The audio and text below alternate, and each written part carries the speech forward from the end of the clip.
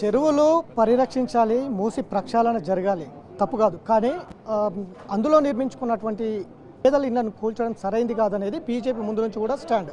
కానీ నిన్న అసెంబ్లీలో పూర్తి స్థాయిలో హైడ్రా మీద చర్చ జరుగుతోంది. కానీ బీజేపీ ఉన్నపలంగా వాకౌట్ చేసింది, హైడ్రా పైన చర్చ జరపకుండా. ప్రస్తుతంతో కామారెడ్డి ఎమ్మెల్యే కాట్పల్లి వెంకటరమణారెడ్డి గారు ఉన్నారు. ఏంటి ప్రస్తుత అసెంబ్లీ సమావేశాలు కావచ్చు, నిన్న బీజేపీ హైడ్రా పైన చర్చ జరగకుండా వాకౌట్ చేయడం కావచ్చు, ఎట్లా చూస్తారు అన్న? సమయం పూర్తి. ఇప్పుడు వాకౌట్ ఇష్టం లేకుండా వెళ్ళిపోవచ్చు, అదేం దాని గురించి మాట్లాడాల్సినంత ఇంపార్టెంట్ సబ్జెక్ట్ అని నేను అనుకోను. అసెంబ్లీ నిర్వహణనే సరిగా జరగట్లేదు. ఒక గ్రామ పంచాయతీలో వార్డు మెంబర్లు సక్రమంగా ఉంటారు, పద్ధతిగా మాట్లాడతారు. ఒక మండల పరిషత్లో ఎంపీటీసీలు కూడా ఒక రకంగా ఉంటారు, జిల్లా పరిషత్లో సభ్యులు కూడా ఒక రకంగా ఉంటారు. ఇదేందన్న అసెంబ్లీలో మరీ ఇంత చిల్లరగా వ్యవహరించడం?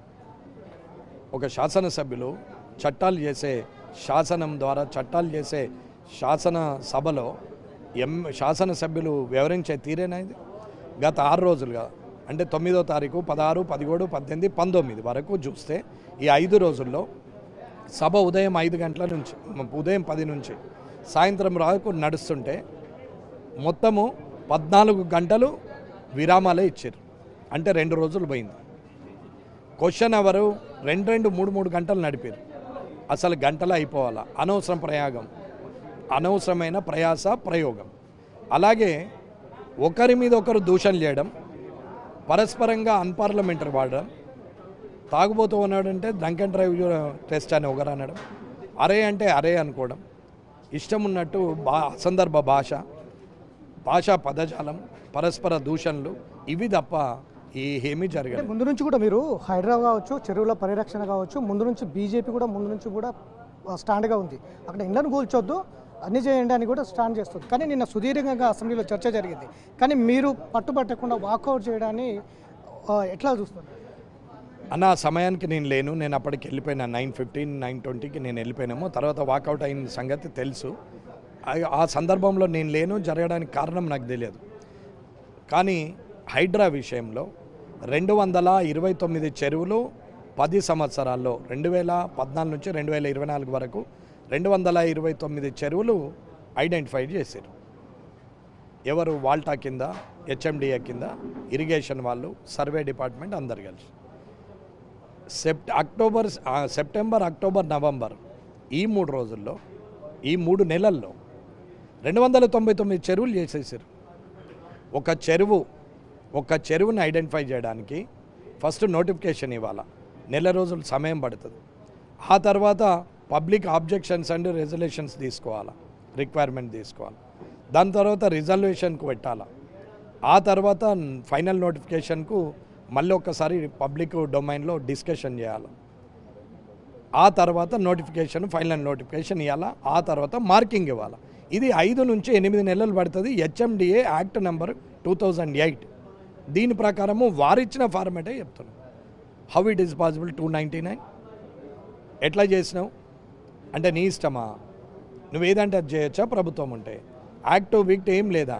శాసనసభలో ఏమో సభా సాంప్రదాయాలు, గౌరవ రాజ్యాంగం, గౌరవ అంబేద్కర్ గారిని మనము ఆయన రాసిన రాజ్యాంగంలో ఉన్నాం, మనం గౌరవించాలి రాజ్యాంగం అంటారు. ఇదేనా గౌరవం? అంబేద్కర్ గారు ఎక్కడున్నారు కానీ మహానుభావుడు ఎంత బాధపడుతున్నాడు. ఇసింటి మూర్ఖుల కోసమా శాసనసభను తయారు చేసింది, ఇసింటి మూర్ఖుల కోసమా ఈ చట్టాలు తయారు చేసిందని అంబేద్కర్ గారు అనుకుంటుండొచ్చు. సో ఇవాళ అంటే గతంలో బీఆర్ఎస్ ప్రభుత్వం తెచ్చిన ధరణి ప్లేస్లో ఇవాళ భూభారతి కొత్త చట్టం తెస్తుంది, 6వ చట్టం. ఇవాళ అసెంబ్లీ ముందుకు రాబోతుంది, చర్చ కూడా జరగబోతుంది.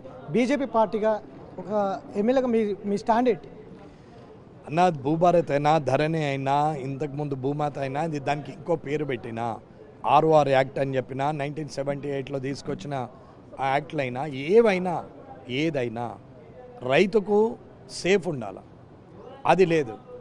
ఆస్తి ఉంది, మార్కింగ్ ఉండాలి, దానికి బౌండరీ ఫిక్సేషన్ ఉండాలి. ఒక ప్లాట్ కొంటే 4 బౌండరీలు ఉంటాయి, దానికి ఒక లేఅవుట్ ఉంటుంది, దానికి ఒక మార్కింగ్ ఉంటుంది, దానికి ఒక ప్రొసీజర్ ఉంటుంది. కానీ అదే రైతు భూమి ఉంటే దానికి బౌండరీస్ ఉండవు, దానికి మార్కింగ్ ఉండదు. ఈయన వెంకటరమణారెడ్డికి 5 ఎకరాల భూమి ఉంది అంటే 5 ఎకరాలు ఎట్లెట్లుందనేది మ్యాప్ కావాలా, దాని చుట్టూరా ఏ సర్వే నెంబర్లు ఉన్నాయి, ఆ సర్వే నెంబర్లల్లో ఆనుకొని ఉన్నటువంటి పట్టదారు ఎవరు బౌండరీలో అనేది కావాలా. అయినప్పుడు ఒక్క గజం కూడా మిస్యూజ్ కాదు. ఇది చెయ్యాలి. ఇది చేయాలంటే సర్వే డిపార్ట్మెంట్ క్రియేట్ కావాలి. సర్వే డిపార్ట్మెంట్ కావాలంటే ఒక్కొక్క ఊరు చెయ్యాలా, ప్రతి రైతుదంటే ఒక్కొక్క మండలానికి 10 మంది సర్వేర్లు కావాలి. అవుతే తప్ప అది చేయలేం. అది అయిన తర్వాత పాస్బుక్లు చేయాలి. వీళ్ళ ఇంటెన్షన్ అదంతా కాదు. దానికి ఎంఆర్ఓ, గ్రామీణ వ్యవస్థలో విఆర్ఓ, ఆ తర్వాత ఆర్డీఓ, కలెక్టర్ అనేది పాత వ్యవస్థ. గ్రామీణ వ్యవస్థను తీసుకురావాలా, విఆర్ఓలు ఉండాలా. కానీ ఎక్కడ అయిపోవాలి అది? ఎక్కడైతే అధికారి తప్పు చేస్తాడో అది రెవెన్యూ ట్రిబ్యునల్లో అధికారి మీద కేసు చేసే పరిస్థితికి తీసుకురావాలా. కానీ వీరు పెట్టిన చట్టం లేదంటే అధికారి మీద కేసు పెట్టేదాడ అంటే నువ్వు ఏదైనా చేయొచ్చు. కేసీఆర్ గారు పెట్టిన ధరణిలో ఒక్కటి బాగుంది, రిజిస్ట్రేషన్ ఎటు ఎంఆర్ఓ ఆఫీస్, అది బాగుంది, అంతవరకు నేను యాక్సెప్టబుల్. కానీ మాడ్యూల్స్ ప్రకారంగా ప్రతి ప్రొహిబిటెడ్లో పెట్టి మనం అనుకుంటే ప్రొహిబిటెడ్లకి వెళ్ళొచ్చు, మనం అనుకోకపోతే ప్రొహిబిటెడ్లో పెట్టచ్చు. మనకు పడి వస్తే తీసేయచ్చు, పడి రాకపోతే పెట్టచ్చు అన్నట్టు ఉంది ధరణి. కానీ ఈ భూభారతి రేపు పొద్దున అట్లా కాదు. ఏదైతే ఫిక్సేషన్ అవుతుందో మార్పులు చేర్పులు చేస్తే చేసినటువంటి అధికారి సమయము ఆన్లైన్లో కనపడాలా, డిజిటల్ సైన్ ఎవరున్నాడు ఉంటే సస్పెండ్ చేయాలా. గుంట జాగపోయినా ఆ రెవెన్యూ డిపార్ట్మెంట్లో ఉన్న అధికారిని సస్పెండ్ చేసే చట్టం తేవాలా. కానీ అధికారులతో కుమ్మక్కై అధికారి మీదనే కేసు పెట్టద్దని చట్టం ఏందని నాకు అర్థం కాదు. గతంలో సివిల్ కోర్టుకు మాత్రమే పోవాల్సి ఉంది ధరణిలో, ఈసారి ఆర్డీఓ, కలెక్టరు, ఆ తర్వాత ట్రిబ్యునల్ కూడా, భూ ట్రిబ్యునల్ కూడా వేస్తామా, అందులో న్యాయం జరుగుతుంది అనేది చెప్తాను అన్న. రైతు కోర్టుకి ఎందుకు పోవాలా? రైతు కోర్టు దాకా ఎందుకు పోవాలా? ఎవడి తప్పుతోని పోతున్నది? వాళ్ళ తాత అయ్య సంపాదించిన ఆస్తి, తను సంపాదించుకున్న ఆస్తికి నువ్వెవడు పెత్తనం? నీ దగ్గరికి ఎందుకు తిరగాల? కోర్టుకి ఎందుకు పోవాలా? నువ్వు చేసిన తప్పుకు కోర్టుకు పోవాలా? నిన్నెవడు చేయమన్నాడు తప్పు? తప్పు చేసిన శిక్ష లేదు. కానీ ల్యాండ్ ఉన్న అతను పోయి రైతు కోర్టుకు పోవాలా? ఎవడు చెప్పిన బుద్ధి అండి? ఎవడు నేర్పిండి ఈ బుద్ధి? బుద్ధి లేని లీడర్లు ఇలాంటి పనులు చేస్తారు. అది కాదండి, ఆయనకు ఫిక్సేషన్ చేసి రెవెన్యూ కోర్టులనే రెవెన్యూలనే అయిపోవాలా, మండల్ రెవెన్యూ ఆఫీసర్ దగ్గరనే అయిపోవాలా. కాంపిటెంట్ అథారిటీ ఆర్డీఓకి ఇవ్వాలి. కానీ కలెక్టర్ దాకా ఇస్తే జిల్లా కలెక్టర్కు ఉన్న పనులలో సామాన్య రైతు కలెక్టర్ దగ్గరికి పోతాడా? ఇవాళ అయిందా? కోర్టుకు పోవాల్సిన అవసరం ఏముంది? అంటే ధరణిలో చాలా కుటుంబాలు ఇవాళ అన్న తమ్ముడు కుటుంబాలు లేక అనేక కొట్లాడడాలు కావచ్చు, చంపుకోవడాలు కావచ్చు, భూ సమస్యలే చాలా ఉత్పన్నమైనవి. అట్లాంటి సమస్యలు ఈ భూభారత్ ద్వారా తీరుతుందనేది ప్రభుత్వం. ధరణి ద్వారా ఉత్పన్నమైనవి ఏం కాలే. అంతకుముందు ఎవరు చంపుకోలే. అన్నదమ్ములు ఉంటే తండ్రి ఆస్తిని బరాబరి పంచుకున్నారు. ఆడవిళ్ళకి ఇవ్వాల్సి వస్తే ఆడవిళ్ళకి ఇచ్చి పంచుకున్నారు. ఎవరి పేరు మీద వాళ్ళకు ఇంద్రమ్మ పాస్ పుస్తకాలు అవుతుండే అవి చేసేద్దరు. అందులో అప్పుడు ఏం నొప్పి లేదు. కానీ ఒక చిన్న అవరోధం ఉంటుండే, 5,000 10,000 ఖర్చు అవుతుండే. కానీ ధరణి వచ్చినాక మీ భూమి నా పేరు మీద ఎక్కింది అంటున్నా.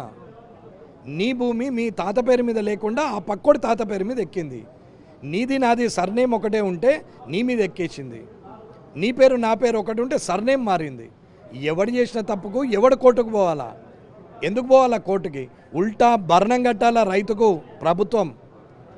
రైతులందరూ ఏకమైతే ప్రభుత్వం పరిగెత్తాల్సి వస్తుంది. అదే అర్థం చేసుకోవాలా.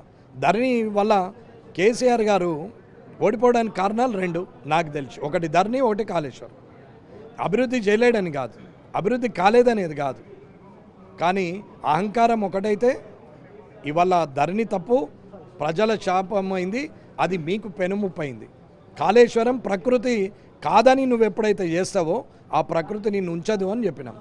అది రాజశేఖర రెడ్డి, అది చంద్రబాబు నాయుడు గారిని డ్రాట్ ఇబ్బంది పెడితే రాజశేఖర రెడ్డి గారిని ఓవర్ రెయిన్ఫాల్ అతివృష్టి ఇబ్బంది పడింది. అనావృష్టి ఏమో మన చంద్రబాబు గారు, అతివృష్టి ఏమో రాజశేఖర రెడ్డి గారు, కాళేశ్వరం ఏమో చంద్రశేఖర్ గారు. అతిగా చేస్తే ప్రజలతోని కాని పనిని నేచరే చేస్తుంది.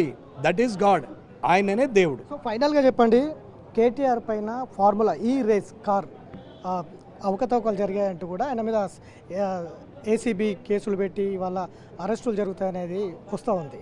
మీ పార్టీగా స్టాండ్ ఏంటి? ఏ రాజకీయ నాయకుడు అవకతవకలకు పాల్పడలేదో ఒక్కసారి నాకు చూపెడితే ఆయనను బట్టి పోలుస్తా. ఈ ఒక్క రాజకీయ నాయకుడు, ఒక దామోదరం సంజీవయ్య గారు ముఖ్యమంత్రి, కోట్ల విజయభాస్కర్ రెడ్డి గారు ముఖ్యమంత్రి, ఎన్టీ రామారావు గారు ముఖ్యమంత్రి. ఈ ముగ్గురు ముఖ్యమంత్రులే నాన్ కరప్టెడ్. ఇక మిగతా ముఖ్యమంత్రుల గురించి ఏం మాట్లాడదామో చెప్పండి. నాకు రాజశేఖర రెడ్డి గారు అంటే అభిమానమే, కానీ కరప్ట్ కాదని నేను అన్నాను. కానీ కేటీఆర్ అది అట్లాంటిది కేసీఆర్ గారు ఏంది, కేటీఆర్ గారు ఏంది, తప్పు చేయలేదు. స్వచ్ఛందంగా పో, కోర్టుకు పో, కోర్టు ఉంది, జ్యుడిషియరీ ఉంది, దైవ సమానం అంటారు. మీరే అంబేద్కర్ గారి రాజ్యాంగాన్ని మా గౌరవిస్తామని అంటున్నాం, అందరం జ్యుడిషియరీ మీద నమ్మకం ఉంది అంటున్నాం. స్వచ్ఛందంగా వెళ్ళు, కోర్టులో ప్రూవ్ అవుతుంది. సచ్చిలుడు సత్యపూసవు, నువ్వు రా బయటకి ముత్యమోలే, ఎవరద్దన్నారు? ఒకవేళ తప్పు చేసినావు లోపల ఉంటావు. దీనికి చట్టం ఉంది, అధికారులు ఉన్నారు, జ్యుడిషియరీ ఉంది, పోలీస్ డిపార్ట్మెంట్ ఉంది. దానికి మళ్ళా ఆరోపణలు ప్రత్యారోపణలు దానివల్ల వచ్చే లాభం ఏముంది? భజన పరులు 100 అంటారన్నా, మనకు తెలవాలి ఏందని. కానీ బీజేపీ కాంగ్రెస్ పార్టీ రెండు నేషనల్ పార్టీలు కావాలనే స్థానిక పార్టీ కేటీఆర్ పైన కేసులు పెట్టి ఇవాళ జైలుకు పంపించే ప్రయత్నం చేస్తుందనేది బీఆర్ఎస్ ఆరోపిస్తుంది. ఏమంత ఉద్దారకం ఉందని? పంపించేది ఉంటే అప్పుడే పంపించచ్చు కదా, ప్రభుత్వం ఉన్నప్పుడే. దించాలనుకుంటే ప్రభుత్వం అప్పుడే దించవచ్చు కదా. భారతీయ జనతా పార్టీ అప్పుడు కూడా ఇంకా స్టాండర్డ్గానే సెంట్రల్లో ఉంది కదా. కొత్తగా ఇప్పుడు కాంగ్రెస్ను కలుపుకొని ఈయన దొక్కేంత 3వ ప్రత్యామ్నాయమా? కాంగ్రెస్కు బీజేపీకి 3వ ప్రత్యామ్నాయము ఈయన అయినప్పుడు కదా నువ్వు ఆ ఆరోపణ వేయాలా. అయ్యా కొడుకులు ఒకటైనప్పుడు కోడల మీద లొల్లి, కోడలు మొగడు అంటే కొడుకు కోడలు ఒకటైతే అయ్య మీద లొల్లి, అయ్యా కోడలు ఒకటైతే కొడుకు మీద లొల్లి. ఎక్కడికి వెళ్ళి అవసరాన్ని బట్టి సంబంధాలు, అక్రమ సంబంధాలు, సత్సంబంధాలు. సో ఇది మొత్తం మీద అయితే ప్రభుత్వం తీసుకొచ్చే ఆర్ఓఆర్ చట్టం రైతులకు ఉపయోగపడే విధంగా ఉండాలి, గతం లెక్క కాకుండా ఏదైనా కానీ ప్రజలకు ఉపయోగపడే విధంగా చూసుకోవాలనేది ఆయన అభిప్రాయపడుతున్నారు. అట్లనే కార్ రేజింగ్ సంబంధించి కేటీఆర్ తప్పు చేయకపోతే కోర్టుకు వెళ్ళాలి, రాజ్యాంగం ఉంది, చట్టాలు ఉన్నాయి, నువ్వు నిరూపించుకోవాలనేది అభిప్రాయపడుతున్నటువంటి నేపథ్యం అయితే ఉంది. వీడియో జర్నలిస్ట్ శంకర్తో వెంకట్, బిగ్ టీవీ, అసెంబ్లీ నుంచి.